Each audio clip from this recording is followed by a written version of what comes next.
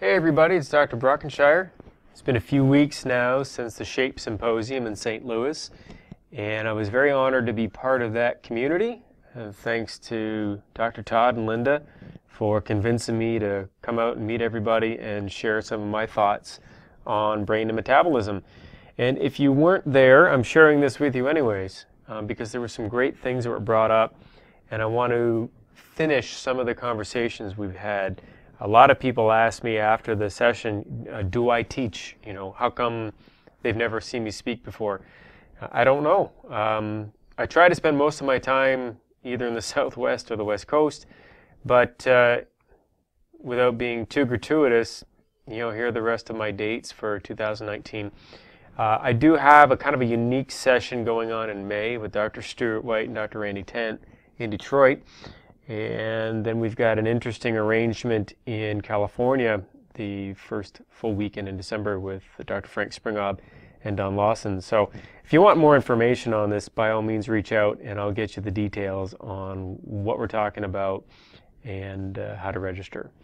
That being said, one of my highlights at SHAPE was trying to get our priorities straight. And yes, I know a national emergency was just declared and we are going to build that wall. But the big issue for us as healthcare providers is still obesity. We've got to address that. Job one, that is our biggest priority right now, because if we can get a grip on the obesity epidemic, we can really improve people's lifestyle ability and overall economics as well. So when we looked at metabolic syndrome and kind of what happens with that, I wanted to use this key slide for you to help understand really what we're talking about when we use SHAPE. It's not really just weight loss. We're addressing all of these cofactors or comorbidities just by following the right diet and the best lifestyle available. And when you look at all of these issues, you could tell people, hey, this is what I work on in practice. This is who I treat. And when we look at it from an acronym point of view, because every good disease needs an acronym today, like CKD, chronic kidney disease, we're seeing a lot of that lately. This is what we're working on. And so when you look at these two slides together, the whole point was you can't have a healthy body and a healthy brain if dysinsulinemia is running rampant. And so that was pretty much the highlight of 2 days of seminars is, hey, we're doing the right thing. Awesome. Yay us. But people want to know more details. So I threw this slide in for you because you can do a whole weekend just here. And this is really the foundation of restorative endocrinology. So we could spend a couple hours on sleep apnea. I showed you some really cool technologies for measuring sleep environment. All of that's in there. So revisit your notes from the weekend. I know that when I go back and reread notes from a seminar, I always find a lot more things in there, particularly with the booklet from SHAPE.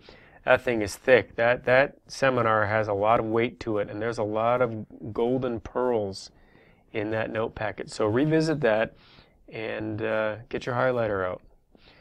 One of the other slides I threw up, but it was kind of cut for time a bit on this one, that from the research review done last February, it's now been proven that you can reverse type 2 diabetes. And now this is the chemical model for how it happens, but what I wanted to share with you is that the diet they used was an 800 calorie low inflammatory Mediterranean type diet, which is basically sure and steady phase 1. So you can show this to your patients and say, hey, we're going to do the same diet that the researchers have done to reverse type 2 diabetes. To me, that's pretty exciting. Patients love to see this stuff, and it goes a long way to ensuring compliance through the SHAPE process. The other thing I brought up was there's a lot of docs out there who are using SHAPE and they want to know more. They want to know where they can learn more about natural medicine and botanical medicine. And one of my herbal mentors, Lee Carroll, put together a pretty extensive college-level course for plant therapy. So this is Western phytotherapy. This is plant medicine. And you can get to it from this link, and you can watch some previews. And everything you've ever wanted to know about how to use plant medicine in practice is in this session. It's about 24 hours long, and it's broken down like any other type of college course. The beautiful thing here is it is done online, so you can do it at your own pace. So definitely check that out. And I was able to get everybody a discount on that. So there's your discount link. Should save you a couple $100s. The other component to my talk anyways was a little hands-on demo. And basically you got to see me do my thing basically. And so I broke down some of the things I do on every shape patient, particularly looking at mineral balance, etc. And I offered the quick intro into muscle testing for you. So for those of you that weren't able to access it for whatever reason, I've included the video for you next. And just as a heads up, I've got 2 more shape follow-up sessions I'm going to do for you over the coming weeks. So if you like what I'm giving you, just email us back and say, hey, good job, or leave me alone. Either way, it's not personal. One of the reasons I like doing this is this helps me review what we've gone over and also how to improve my own presentations for the future. But hopefully we'll see you at a future session. And I am looking forward to coming back next year in April. So lots more coming your way from my camp. Let's take a look at the muscle testing session.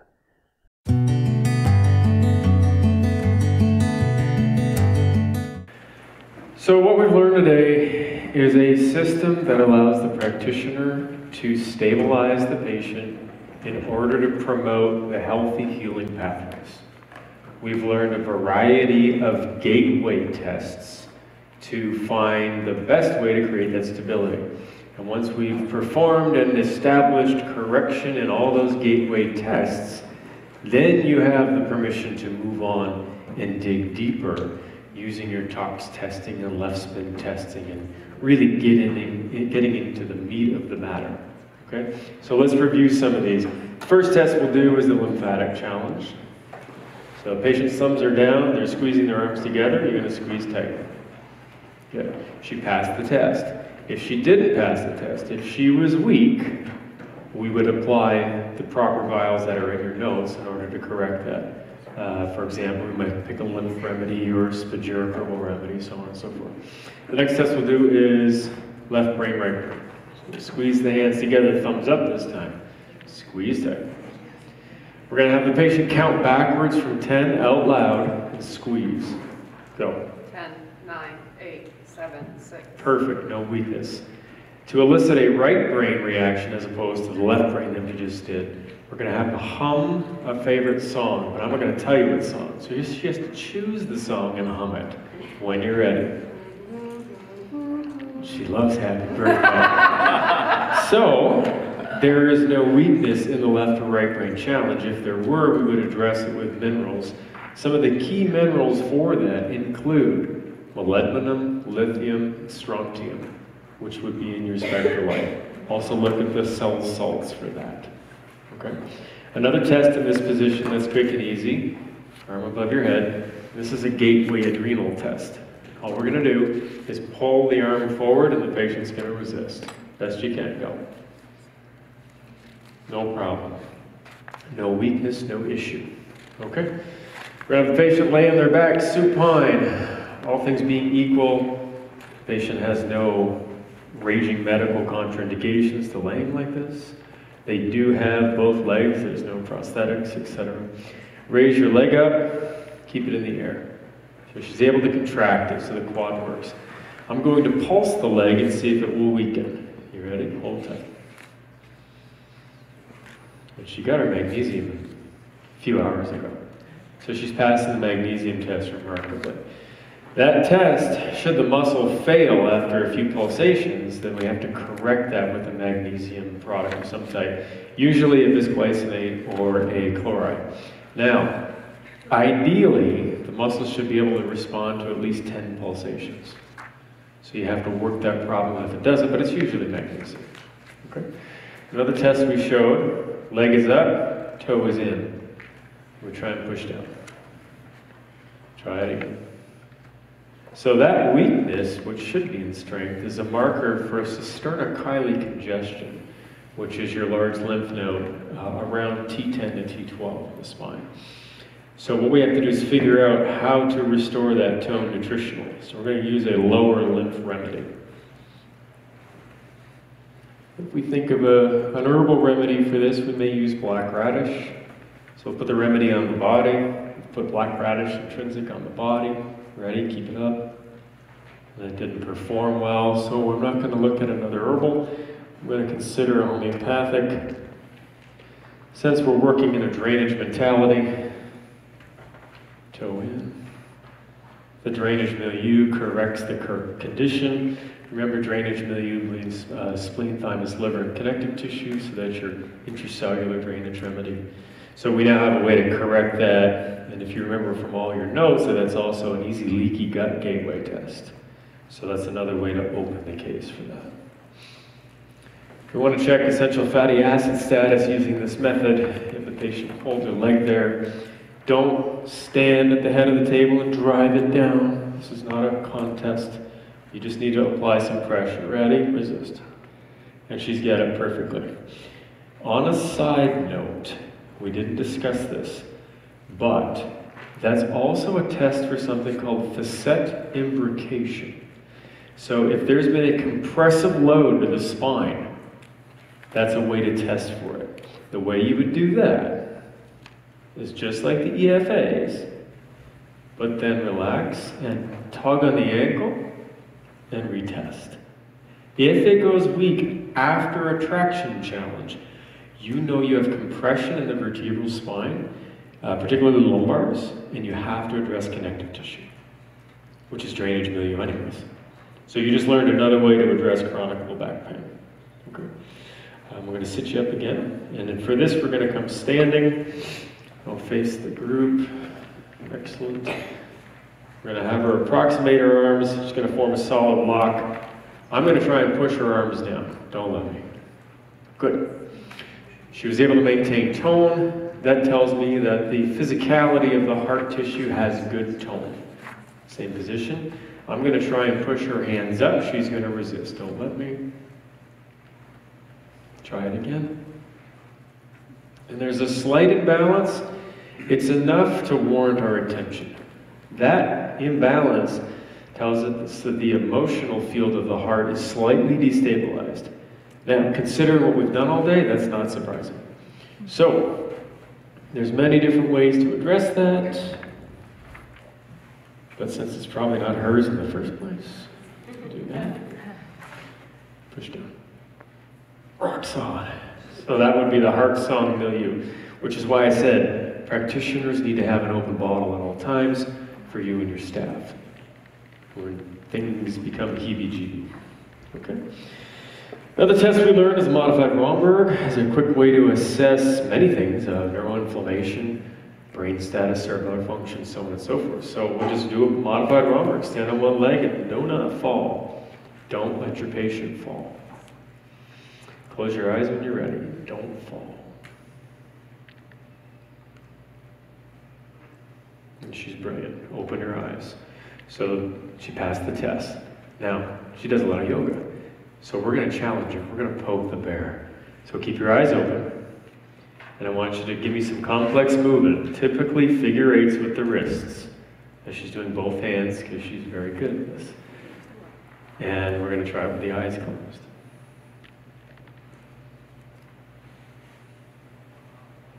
That's brilliant. Okay, open your eyes and relax. Patient's performing great. Excellent cerebellar tone.